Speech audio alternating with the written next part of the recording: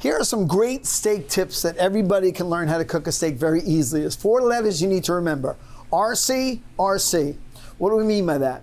The first R is to relax the steak. You bring it outside the refrigerator, you let it rest on a counter for 30 to 40 minutes, and you coat it liberally with salt or your favorite seasoning.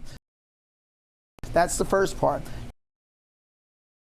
The C is the cook. While that's resting, get your pan, your skillet, your grill piping hot, so that when you lay that steak, which you will lay away from you, you'll hear that sizzle, and that's what you're looking for. That's going to create a crust that we call the Maillard reaction. Remember, in cooking steak, color is flavor. So when you have that dynamic, you'll cook your steak. Most people like it medium rare, which is about 125 degrees. So we like to start a decent 1-inch steak, 2 minutes on each side to create the crust.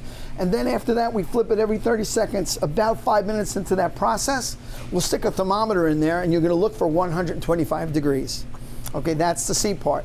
Another bonus tip, if you will, is if you're cooking your steak in a skillet, you can add a little knob of butter, a little garlic, or a little bit of fresh herbs as well, and you just, what we call arroste is what you hot baste the steak in the last minute of that cook process. The second R is the rest. When your steak is cooked to your ideal temperature, you're gonna rest that steak for 5 to 10 minutes. The reason that's so important is you want to give the steak an opportunity for the juices to redistribute where they started, and that creates a more juicy, flavorful steak. Okay, and the last part, the last C, is the cut. Now the important part of cutting a steak is to think pinky size. Pinky size gives you the perfect thickness of a sliced steak. Why? Because you've got the beautiful Maillard reaction in that crust that we achieved by cooking it in that hot temperature, and then you retain the moisture of the juices inside the steak by cutting it a little thicker than thinner, if you will. So that gives you the best of both worlds. So here we go.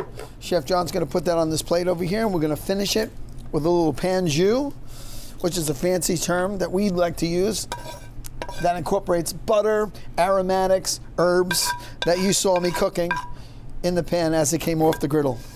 We're just gonna finish it lightly with our little steak and garlic butter. Rich. Couple herbs to garnish. Off you go.